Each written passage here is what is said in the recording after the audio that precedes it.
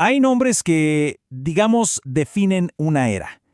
Y luego está Ray Charles, una verdadera fuerza de la naturaleza que no se lo creó éxitos, sino que reescribió el mismísimo ADN de la música moderna, dándole un alma completamente nueva. Y ojo, que no fue un apodo que le puso la prensa. Fueron sus propios colegas, otros gigantes de la música los que le dieron ese título.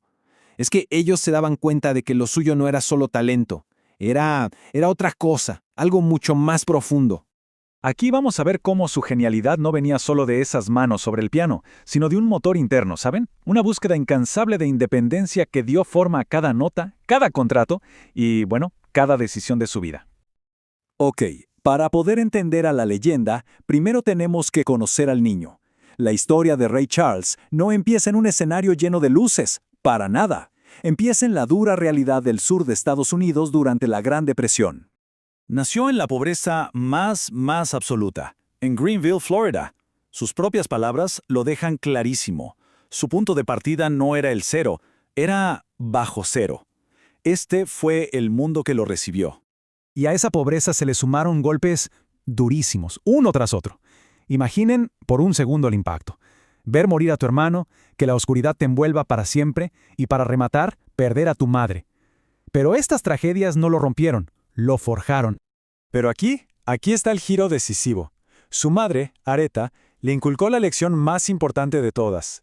Se negó rotundamente a que fuera un inválido. Le enseñó a ser radicalmente autosuficiente. Esa lección no fue un regalo, fue su armadura para el resto de su vida.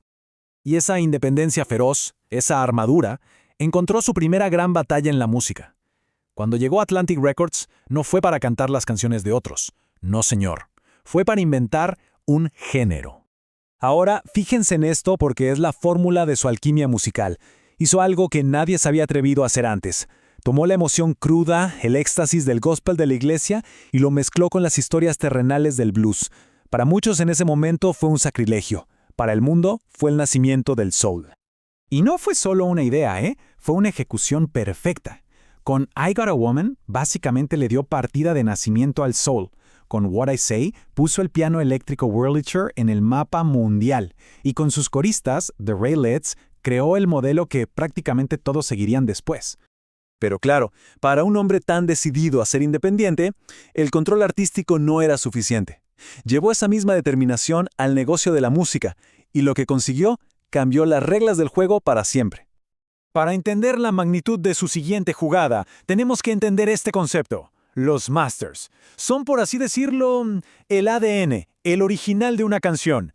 Quien tiene los masters tiene la música, su futuro y sus ganancias. Es el activo más valioso que puede tener un artista. Y esto es histórico. En una industria y en un país segregados, Ray Charles no pidió, exigió ser el dueño de su propio trabajo. Y lo consiguió. Se convirtió en el primer artista negro con control total sobre su destino musical y financiero. Un acto de poder sin precedentes, de verdad. Entonces, la pregunta es inevitable. Con libertad creativa y financiera absoluta, sin nadie que le dijera qué hacer, ¿cuál fue su primer movimiento como un artista verdaderamente independiente? Hizo lo impensable. Se metió de lleno en la música country, que en ese entonces se consideraba territorio exclusivo de los artistas blancos.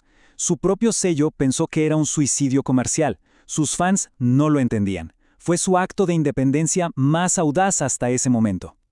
¿Y el resultado? Bueno, el resultado lo dice todo. No solo funcionó, arrasó.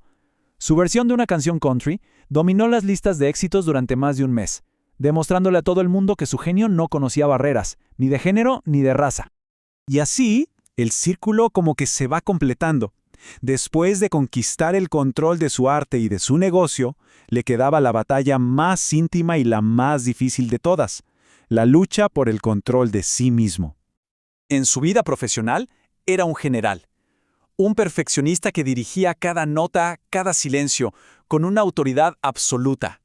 Pero fuera del estudio, vivía una contradicción profundísima.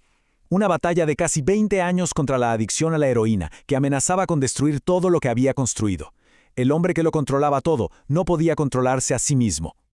Al final, su mayor victoria no fue en un escenario, sino en su interior. Al vencer su adicción, completó la lección que su madre le había enseñado allá en la pobreza de Florida: ser el único y absoluto dueño de su destino. Fue su acto final y más profundo de independencia. Su legado está grabado en premios que demuestran su impacto universal. Miren, desde Grammys hasta su lugar en el Salón de la Fama del Country. Estos no son solo trofeos, son la prueba de un artista que trascendió todas las categorías que intentaron imponerle. Al final, Ray Charles fue mucho, pero mucho más que un músico. Fue un arquitecto. Su verdadera obra maestra fue su propia vida, diseñada y construida pieza por pieza bajo sus propios términos. Y eso nos deja con una pregunta fundamental. ¿Qué puede llegar a lograr una persona cuando se niega rotundamente a ser definida por los demás?